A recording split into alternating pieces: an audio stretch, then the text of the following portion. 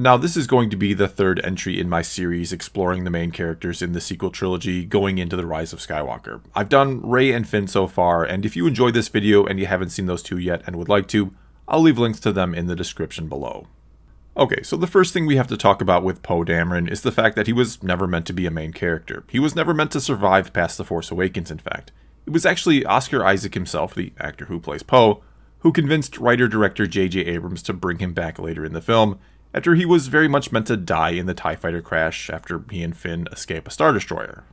And so really here, Poe's purpose in this movie was originally just to be a catalyst. He was meant to be more or less a throwaway character who'd get the ball rolling on the whole story of the map to find Luke Skywalker, and Finn wearing his jacket after Finn goes back to the crash site and finds this guy who helped him escape the First Order had died, would then be a way for BB-8 to notice him so that Finn and Rey, and of course BB-8 was with Rey at the time, could meet up and their adventure together could begin.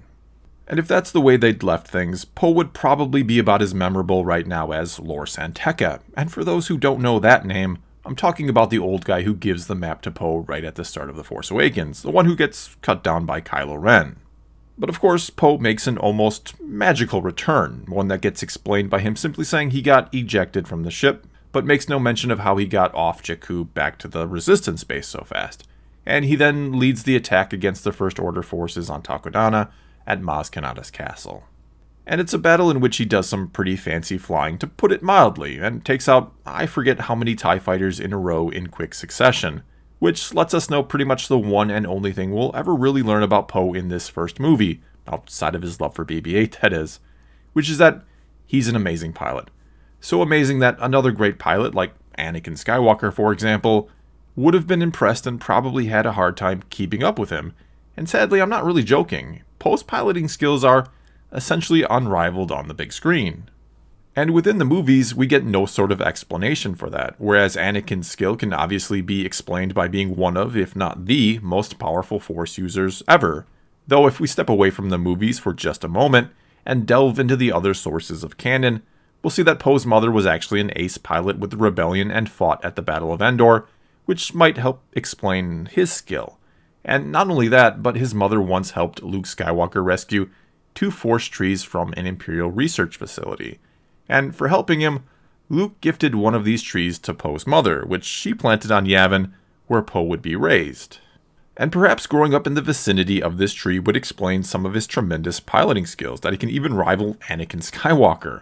But that, of course, never gets touched on in the movies, nor does the fact that his mother knew Luke, which means Poe might have a personal interest in finding Luke in that first movie, or would have reacted differently when he shows up on Crait and gives his life in the second one.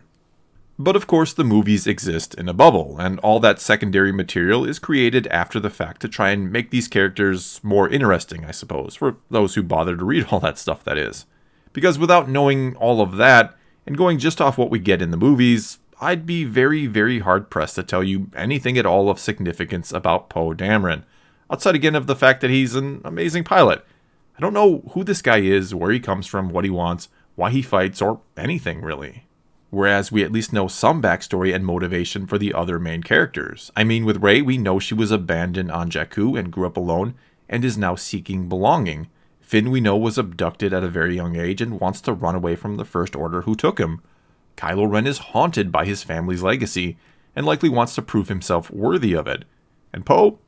Well, Poe is a great pilot. And at least he seems like a good, level-headed person in that first movie who cares about others. We can at least kind of get that from his fast friendship and acceptance of Finn, the former stormtrooper. But then in The Last Jedi, like the day after the end of The Force Awakens, he takes on this whole different feeling and suddenly becomes a hothead who doesn't give a damn about anything but the cause at any cost, even if it means getting everyone killed and starting a mutiny.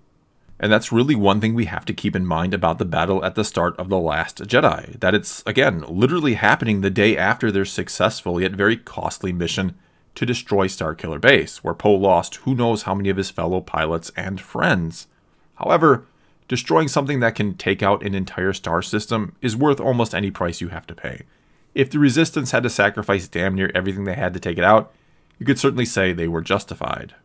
But then disobeying orders to lay on the line almost every resource you have left the day after that just to take out a single dreadnought And keep in mind, Poe says these things, plural, are fleet killers, implies the First Order has more than just one, not to mention there's still the Supremacy and countless other regular Star Destroyers.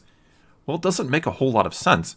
It also doesn't seem to bother him at all either during or after the fact that he gets so many pilots killed, and likely friends of his. It doesn't even register with him after Leia reprimands him for it. So basically, what in the hell happened to the guy who had so much love and compassion for his droid of all things, who was thrilled to see that BB-8 was still alive? What happened to the guy who was also seemingly so very happy to see that Finn had made it too? You know, the guy he'd known for 15 minutes or something, yet still seemed very attached to? And let's not forget how angry he was when Kylo Ren struck down Lor San Tekka, angry enough to foolishly fire his blaster at him and get himself captured. Or how disturbed he was when the order to slaughter the villagers was given shortly thereafter. Where is all this care and concern for the pilots he'd been flying with and likely hanging out with off-duty for years, perhaps?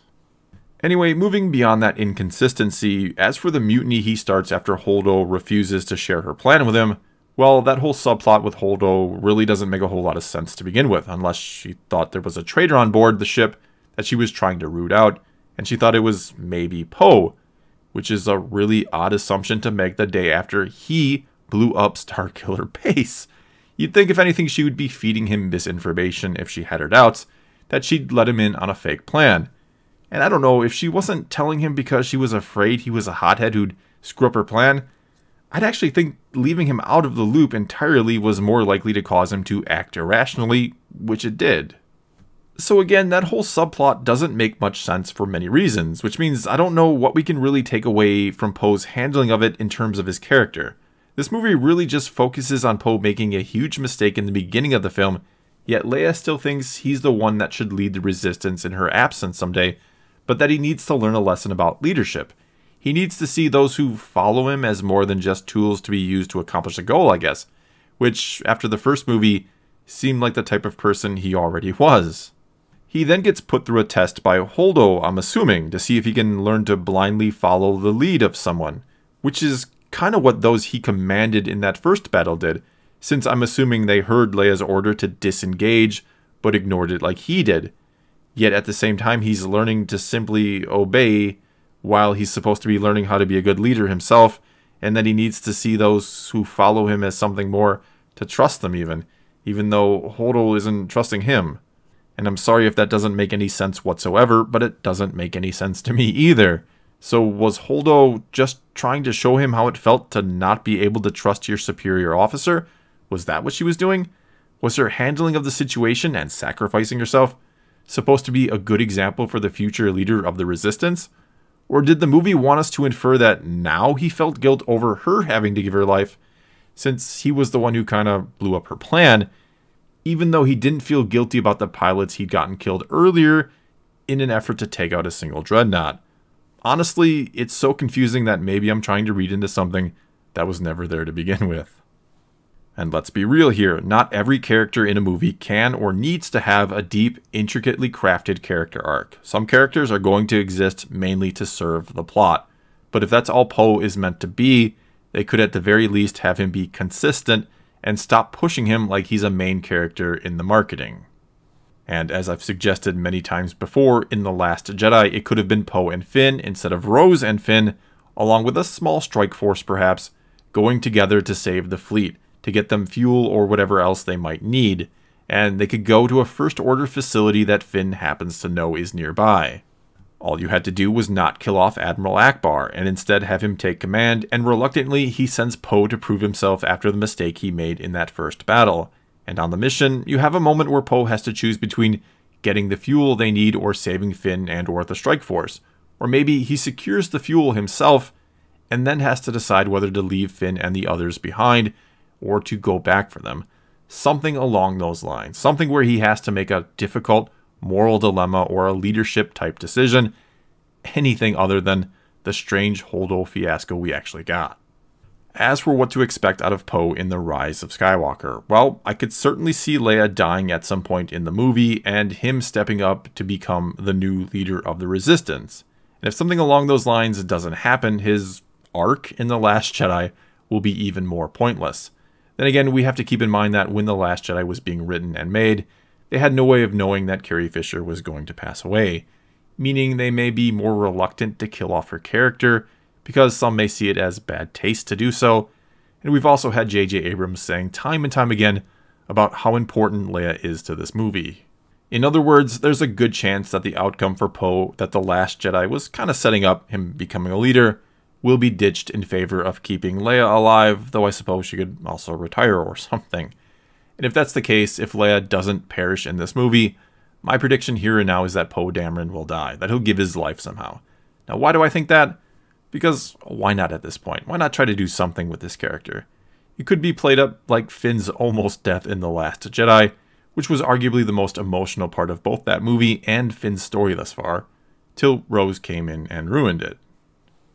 Well, that's all I've got for you this time. Now it's your turn to tell me what you've thought of Poe Dameron thus far, and what you think his final fate will be in this trilogy. Could you see him dying, or do you think I'm crazy and he'll of course live, where maybe the other sources of canon can continue to try and make a real character out of him? Whatever the case may be, let me know in the comments below and let's talk some Star Wars. And until next time, thanks for watching.